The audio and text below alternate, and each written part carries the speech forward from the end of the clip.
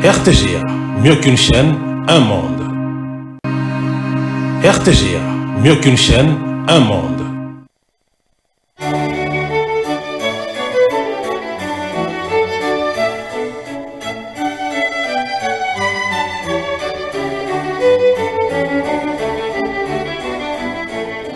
Ce journal vous est offert par Tango Protection.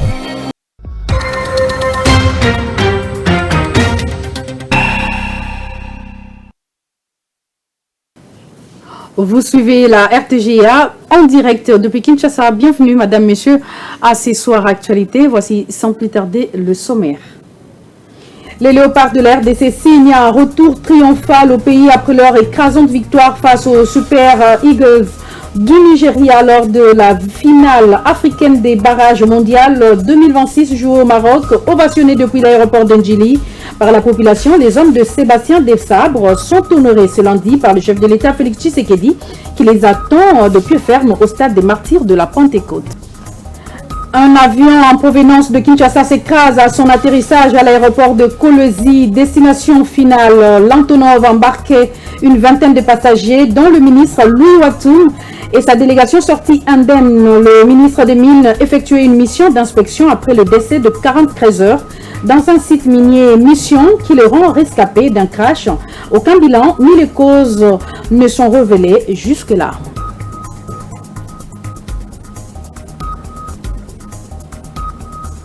Le prix du litre du carburant à la pompe revu à la baisse une deuxième fois consécutive en l'espace d'un mois. L'essence se négocie à présent à 2440 francs et le gazole à 2430. Mesure saluée par les Quinois qui souhaitent palper du doigt cet ajustement sur le coût du transport en commun. Voilà tout pour le sommaire de cette grande édition d'actualité qui s'ouvre de lundi. Ravi de vous retrouver encore une fois pour cette nouvelle semaine. Retour triomphal des Léopards à Kinshasa après leur victoire à Rabat face aux Super Eagles du Nigeria lors de finale barrage mondial 2026 zone Afrique. Les fauves congolais ont été accueillis à l'aéroport international de Ndjili et accompagnés par la population jusqu'au stade des Martyrs de la Pentecôte où le chef de l'État Félix Antoine Tshisekedi les a réservés un accueil chaleureux. Nous y reviendrons dans nos prochaines éditions. Et puis la République démocratique du Congo vient d'écrire une nouvelle page de son histoire footballistique en éliminant le Nigeria après un match allaitant conclu au tir au but. Les Léopards se qualifient pour les barrages intercontinentaux dernière ligne donc droite vers la Coupe du Monde 2026. Une performance saluée par des millions de Congolais à travers le pays et la diaspora qui rêve désormais d'un retour de la RDC sur la scène mondiale 50 ans après sa dernière participation. Reportage signé Gloire Kateta. Dans une ambiance électrique, les Léopards de la République démocratique du Congo ont livré un match héroïque face aux Super Aigles du Nigeria, menés puis revenus dans le match grâce à un but égalisateur inscrit à la 32e minute. Immédiatement la verticalité recherchée avec Cédric Bakambu, l'appel de Mecha Kelia. Pas de solution pour Bakambu, le centre, second poteau. Au second poteau, et une nouvelle erreur défensive qui coûte un but.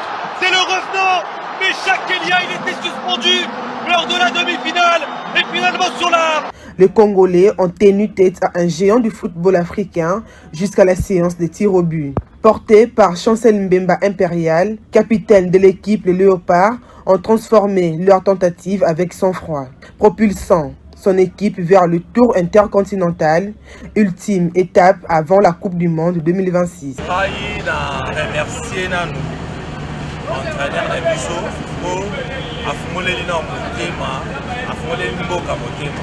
atosala basélection ya bajoueur oyo baza capable de jouer mais aotala baintérêt te nde babiso banda otala bapourcentage na ye mpo azarichir na ye au moins atie mayele na ye vraiment mpona équipe azorecrute bajoueur oyo baza na niveau ya kobeta compétition oyo bazobeta.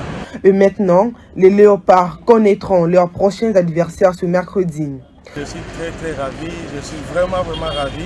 comme nous avons joué hier. C'était vraiment tactiquement, physiquement, système de jeu, c'était vraiment impeccable.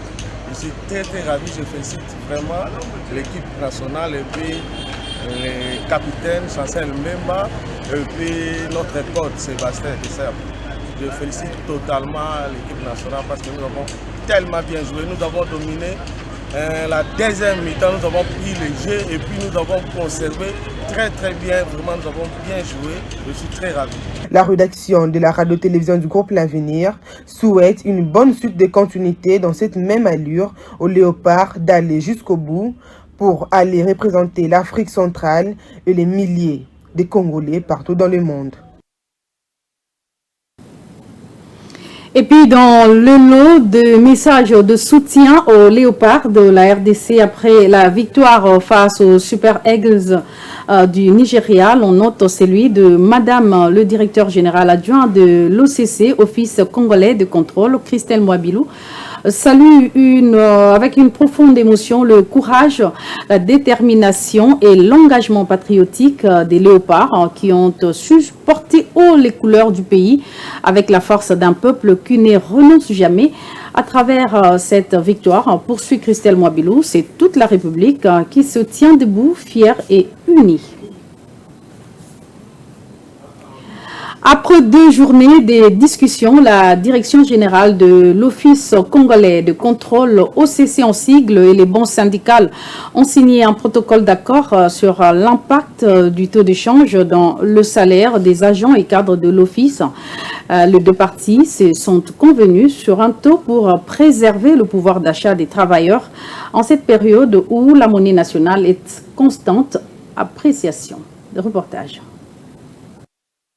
La direction générale de l'Office congolais de contrôle, représentée par son directeur général, Dr Etienne Chimanga Mutombo, et les banques syndicales, ont trouvé un consensus sur les taux d'échange dans les salaires des agents et cadres de l'Office. Les 2 parties se sont convenues sur un taux pour préserver les pouvoirs d'achat des travailleurs en cette période où la monnaie est en constante appréciation. Dr Etienne Chimanga Mutombo, qui tient au bien-être des agents et cadres, n'est pas resté insensible à la situation économique que traverse notre pays suite à l'appréciation de la monnaie nationale qui affecte sérieusement les pouvoirs d'achat des travailleurs. Avec la signature de ce protocole d'accord, nous demandons à tout signateur, que ce soit les banques syndicales ou l'employeur que nous sommes, de s'engager pour la mise en œuvre de ce protocole et demander à toute la masse laborieuse de pouvoir se mettre au travail pour booster la production. Comme ça, nous n'aurons pas de problème puisque nous produisons, quel que soit ce qui va arriver avec la dépréciation des devises, que ce soit américaine ou congolaise. Nous serons obligés, avec la production améliorée, de prendre en charge tout ce que les droits ou la convention collective nous demandent de respecter comme avantage de l'agent et cadre de l'Office congolais de contrôle.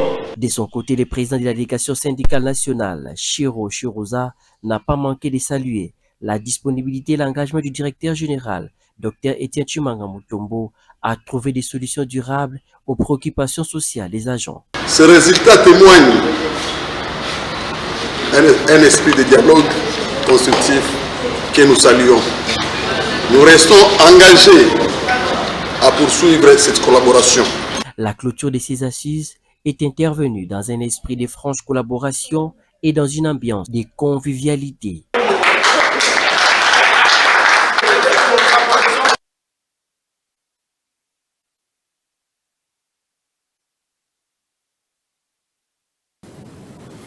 Bonne nouvelle pour les Congolais, une nouvelle baisse du prix de litre à la pompe constatée ce lundi 17 novembre 2025 dans la partie ouest de la ville de Kinshasa. Désormais, un litre d'essence se négocie à 2440 francs congolais et le gazole à 2430 francs congolais. Cette nouvelle baisse intervient à l'intervalle d'un mois consécutif, suite notamment à l'appréciation du franc congolais face au dollar américain. Cet acte est salué par la population qui appelle les autorités à veiller à ce que la baisse de prix du carburant à la pompe affecte aussi le coût du transport en commun.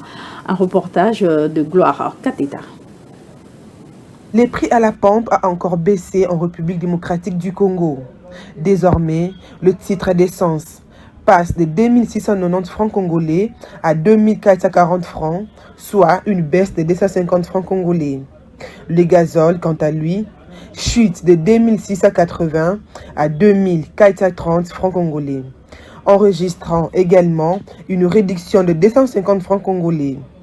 Une décision annoncée par le ministère de l'économie, justifiée notamment par l'évolution du marché international des produits pétroliers, mais aussi par la volonté des autorités de soulager le consommateur face à la pression économique. Cette baisse intervient un mois seulement après une première réduction des prix. La population espère que cette tendance se poursuivra, mais réclame également une répercussion visible sur le tarif de transport en commun, souvent inchangé malgré les ajustements officiels. Le regard vers les opérateurs de transport suivront le mouvement pour faire profiter les citoyens de cette baisse. Le regard se tourne vers les autorités pour un suivi rigoureux de l'application de cette mesure dans le secteur concerné, notamment le transport urbain. Venons-en maintenant à ce drame. Un crash d'avion signalé ce lundi 17 novembre à l'aéroport de Kolwezi dans la province du Lualaba. Il s'agit de l'avion qui a embarqué à son bord la délégation du ministre national des Mines, Louis Watoum. Selon notre permanent sur place, aucun bilan ni les causes liées à ce crash ne sont jusque-là révélées par les autorités provinciales. Restons toujours dans le Grand Katanga pour parler cette fois de l'impraticabilité de la route Lubumbashi-Sambwa, longue de 30 km dans le territoire de Kipushi. Les usagers de ce tronçon alertent les autorités compétentes et plaident pour sa réhabilitation, étant donné qu'il s'agit de l'axe prioritaire de desserte agricole dans cette partie de la province du Haut-Katanga. Un constat fait par notre permanent dans la région, Roger Ngando Wamitaba.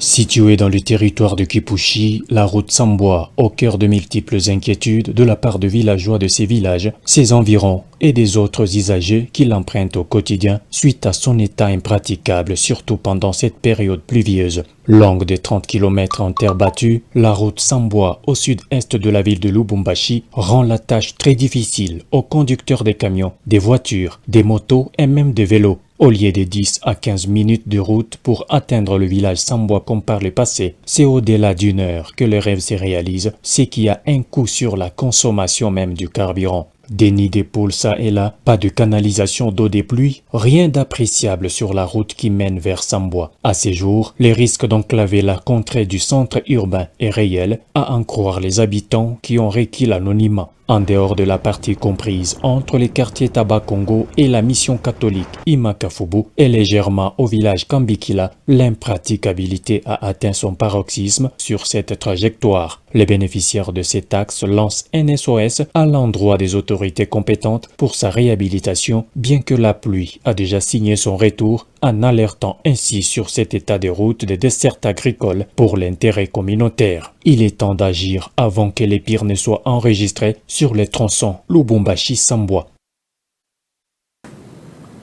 Maître Donald Kabasele, expert en droit minier et des carrières, déplore le drame survenu sur le site minier artisanal de Moulondo dans le territoire de Muchacha, au Lualaba toujours, où plusieurs creuseurs artisanaux ont perdu la vue après un éboulement. Selon lui, ce drame aurait pu être évité si les autorités en charge du secteur minier avaient assuré un encadrement adéquat. Il appelle ainsi à des sanctions à tous les niveaux de responsabilité. Maître Donald Kabasele, expert en droit minier et des carrières, est au micro de Christian Moses Massunga. Nous avons toujours tiré notre sonnette d'alarme. Nous l'avons dit 6 mois avant que ça n'arrive. Regardez l'environnement minier tel qu'il est. Entrez dans nos mines. Regardez dans quelles conditions les artisanaux travaillent. Aucune mesure d'encadrement n'est prise en compte, ni sur le plan social, le plan économique, même sur le volet commercial, rien ne fait. Ils se gèrent eux-mêmes, les artisanaux, alors qu'il y a le SAEMAP qui doit faire son rôle, alors qu'il y a l'entreprise générale de cobalt qui a pour rôle justement de commercialiser tout le cobalt artisanal, d'ailleurs qui représente près de 70% de l'exploitation dans notre pays. Au-delà de ça, nous avons l'autorité de régulation et de contrôle de commercialisation de substances stratégiques, la RECOMS, qui, à son tour aussi, a des obligations dans ce domaine. L'entreprise générale de cobalt, toutes ces structures-là, qu'est-ce qu'ils font pour qu'il y ait effectivement un encadrement de l'exploitation artisanale? Rien n'est fait. Au-delà de ça, il y a des autorités politiques. Il y en a d'autres qui s'improvisent dans le mine, qui ravissent des mines d'autrui et qui mettent des pelles, qui mettent des gens qui n'ont aucune expérience pour commencer à rechercher les minéraux, sans aucune, on va dire, connaissance de comment une découverture normale doit se faire dans le mine. Ils trouvent le sol partout en recherchant le mine. Ils suivent le filon jusqu'à l'atteindre, jusqu'à vider le filon, sans savoir que cela a des conséquences. Cela a des conséquences, par exemple, s'il y a de pluie, comme les pluies qui sont annoncées pendant cette saison. Donc nous connaîtrons beaucoup de catastrophes. Ces sites sont envahis par des artisanaux, mais qui sont soutenus par des responsables. Parce que de ce qui sort de ces sites, il y a des gens qui se tapent de millions derrière. Il n'y a pas de sécurité, c'est fait sciemment parce qu'ils ne veulent pas contrôler. Ils veulent qu'effectivement la mafia continue de produire ses effets et qu'ils continuent d'empocher leur argent. Le fait pour le gouvernement de se déplacer, c'est une bonne chose. Mais est-ce qu'on doit seulement être réactif? Moi, je pense que non. Les mesures doivent être prises d'abord pour sanctionner ceux qui tiennent ces services. Ils sont responsables. Note également que la RDC est décidément engagée pour l'environnement et l'emploi durable. Marine Yangué Ndambo, ministre de l'Environnement, Développement durable et Nouvelle économie du climat, et son collègue du travail Ferdinand Massamba a conjointement dévoilé le répertoire national des métiers lors d'un événement parallèle qui a eu lieu à la COP30 à Belém au Brésil. Cette initiative majeure positionne la République démocratique du Congo comme un leader en Afrique dans la lutte contre le changement climatique et la préservation de la biodiversité. Le répertoire des métiers verts est le fruit d'un arrêté interministériel signé en octobre 2025 dernier. Ce cadre normatif vise à clarifier et aussi à standardiser les professions dans les secteurs de l'environnement, de la forêt et des écosystèmes. Je vous propose de suivre à ces propos la ministre congolaise de l'Environnement.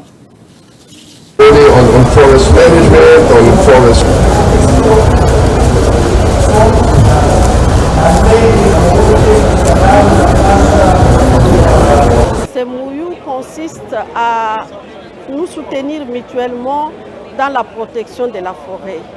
Vous savez que l'Amazonie vient de mettre en place un fonds amazonien à travers l'initiative TFFF qui consiste à préserver les forêts, mais en même temps à travailler pour le bien des communautés locales et des peuples autochtones. Et donc, étant les deux grands bassins qui régulent le climat au monde, il était tout à fait normal que nous puissions faire bloc ensemble pour défendre nos intérêts et protéger la planète.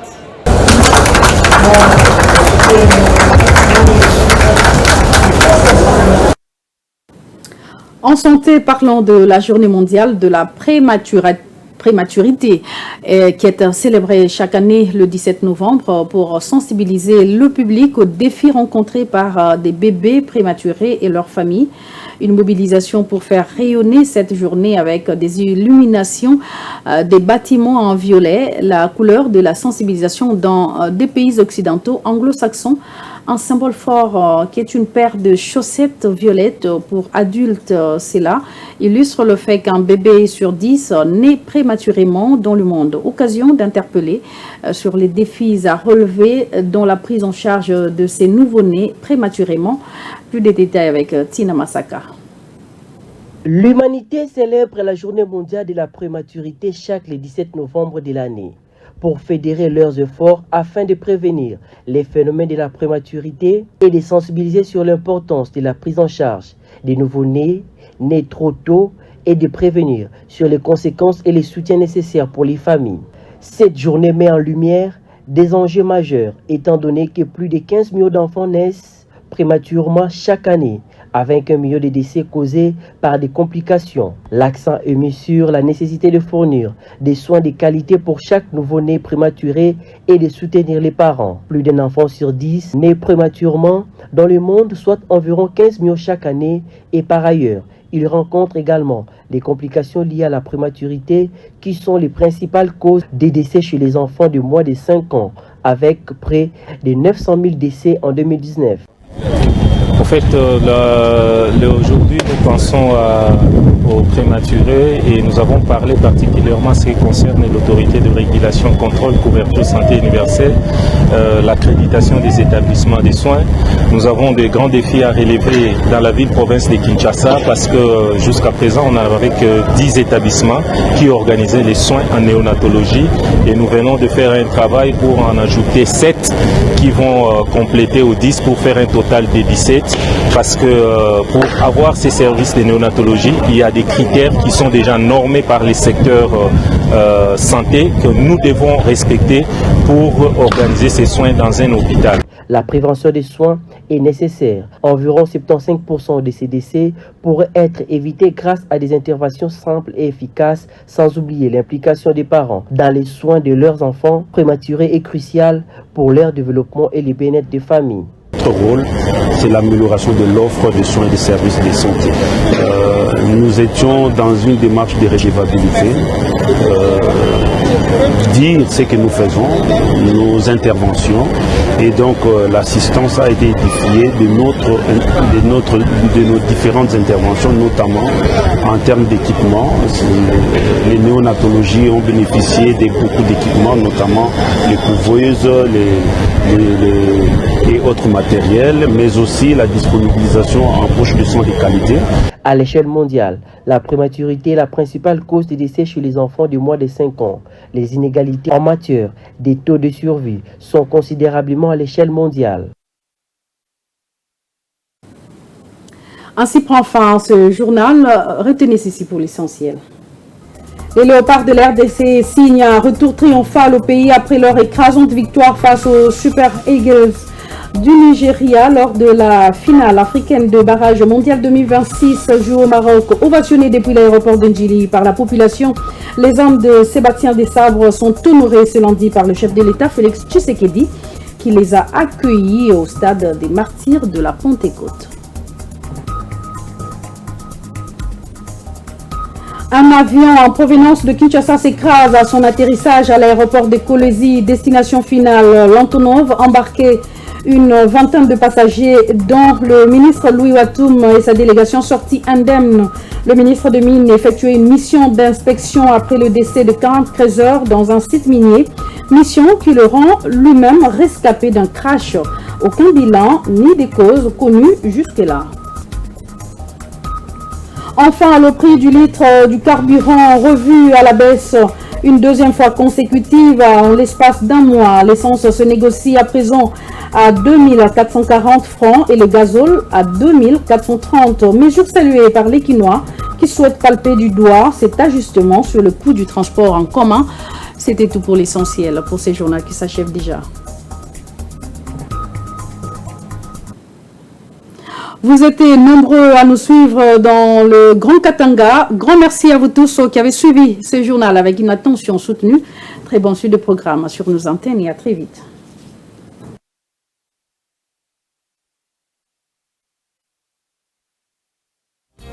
Ce journal vous a été offert par Tango Protection.